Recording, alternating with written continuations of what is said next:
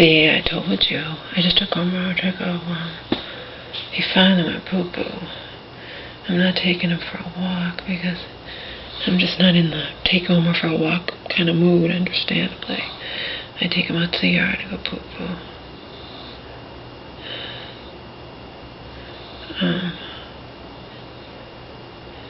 And it's only like 60 degrees downstairs in this house. I just looked at the thermostat. I knew it would definitely, I knew it would have, you'd think that, but remember this is Massachusetts, but you would think that by now, we're getting close to June, it would be consistently warm, but no. 2 days ago, it was cold, and then it said it was going to be cooler yesterday.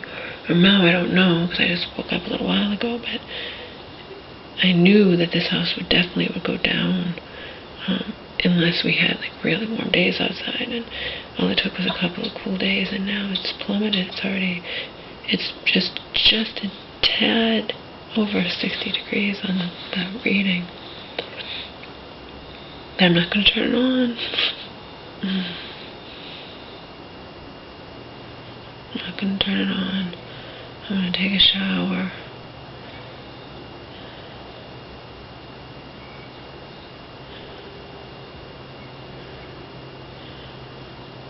I have the front door locked. Screen door locked, It's first I'm here alone, and Omar's not any protection. I don't feel safe here. So but I communicated with my roommate. He knows that the screen door's locked, and all yesterday he just called and said, "Can you come down and unlock the screen door?" Of course. Unfortunately, I just checked, and the back door that goes right to their back porch, like I said, it's connected. The landlord, it's like the same house, it's just divided, So again, the only thing I was guilty of in this situation was naivete and trust of this man who was nothing but kind to me, because he tells me his landlord's cool as hell, and he tells me he can't afford the rent, and he tells me that his landlord had to cover him for a while because he couldn't afford the rent, okay? And he had a roommate before, and he was married before, you know what I mean? But he can't afford the rent, that's the bottom line. Why would I have ever said anything to the landlord? Like I said, I've never ever experienced this kind of thing in my life, so I didn't know. I actually thought, there is no lease. So no one can say, well, your name's not on the lease. That's what the police were saying. Your name's not on the lease. Neither is his. There is no lease. Okay? And he acknowledged me as his roommate. He's retracting it now, obviously, because he wants the fuck out of here. But, and there's weird things going on between them, and, but that has nothing to do with me. That doesn't mean I should voluntarily go out on the street. You know what I mean? Especially when I'm desperately trying to find a place to live. I'm not trying to stay here, believe me, God. But, he left me high and dry. Left me with a dog, and I'm disabled, and I don't drive, and there's nowhere for me to go. So, whatever. My conscience is clear anyway. I said as much to the police, And him calling that 911, that's a bogus police report, wasting taxpayers' money, is what Joe said. He's like, that's illegal,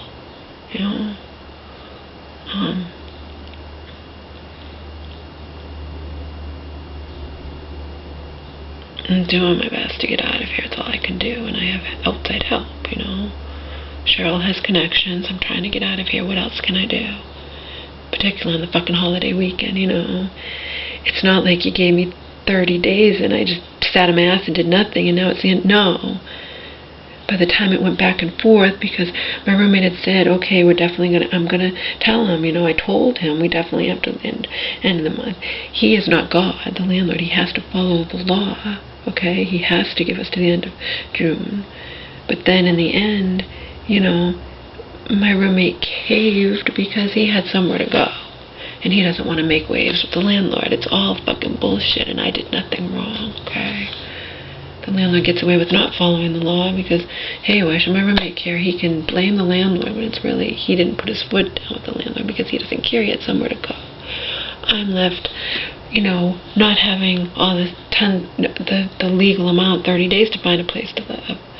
In this case, it would have been longer simply because we'd already paid May's rent. But you know what I mean? That's not fair. That's not fair, and I will scream that to the rooftops. I will tell the whole world that that's not fair. This is not a situation where I had plenty of time and knew I needed to be out, and no. I get a measly, you know, less than 2 weeks to find a new place to live when I'm disabled, don't drive, and have a dog. That's not fair. Right? But anyway, I am going to take a shower. I'm not going to turn the heat on. Like I said, trying to stay inconspicuous, not play loud music, or not, you know, not anything. But I can't lock that back screen. There at the screen door. I just checked. It doesn't fucking lock. That sucks. That sucks.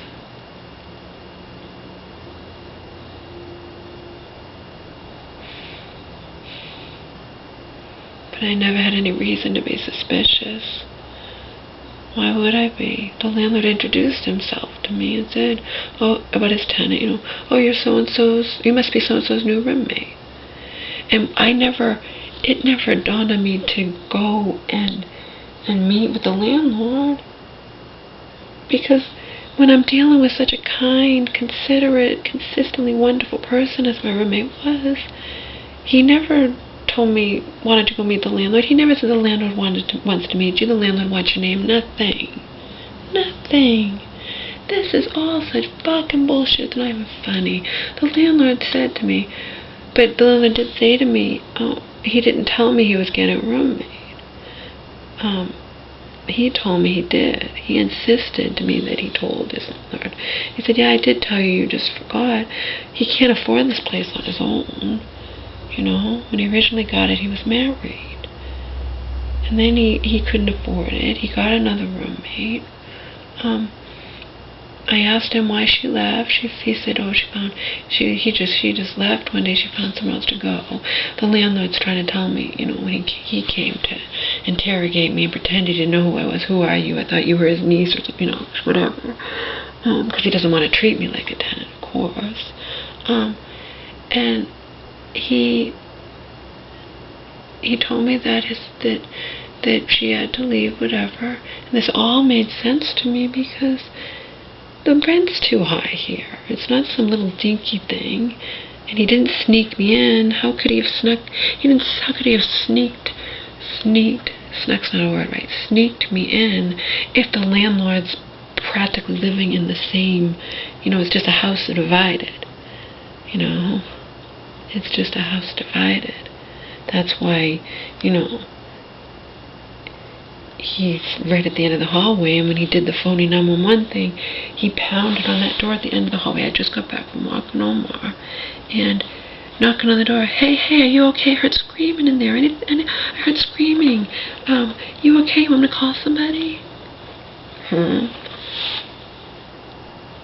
I hadn't screamed, hadn't talked, hadn't barely breathed, hadn't made a peep all day, hadn't played music, hadn't turned the TV on, nothing. Then he goes to the back door, the one I just checked, to make sure to see if I could lock the screen door, but I can't. Because that back door is literally 2 feet, you know, it's right there in his port. I mean,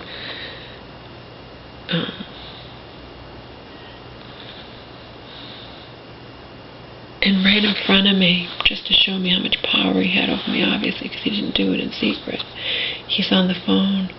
Yeah, I don't know what's going on in there. She's saying she's going to commit suicide, kill herself, kill her dog. You got to get over here.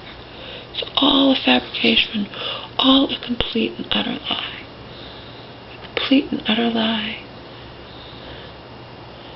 But of course, when I told Cheryl, it doesn't even matter if I would have a legal right to stay here. She's like, we got to get you out of there. You know, you don't know what he'll do next. If he's going to pull something like that. Yeah, I know. Get me out of here. And then she tried to, and then unfortunately her friend, who she has connections, but to get me into emergency housing or to find out how I can get emergency housing in my area here, he wasn't there. He wasn't there. He's not going to be back till Tuesday. It's the holiday weekend, okay? My conscience is clear. I swear to God, I'm going to get all my stuff packed. My conscience is clear. You know, my conscience would be clear even if, you know, the police came right now and escorted me off this property, because I know that I did nothing wrong. You know what I mean? And I have all this proof, and then I can go see a lawyer, you know. I'm terrified to be here. I don't know what I'm supposed to do with Omar, you know. I don't drive. I'm disabled. I had no reason to doubt anything my roommate said because all the pieces made sense. You know me, I'm a detective. If things don't make sense, I would think about them. Everything made sense. He can't afford this place. He was married before. Yada, yada, yada. He's a tenant at will. There's no lease. So if his name's not on the lease, the police are like, your name's not on the lease. And one of the police came back and found out, yeah, there is no lease. Oh, yeah, you're finding out stuff, aren't you? You know, there is no lease. So nobody's on the damn lease, you know. And I was told that that landlord, who knew I was here the entire time, knew I was the guy's roommate. So why should I be completely and utterly punished and out on the street like an animal? You know?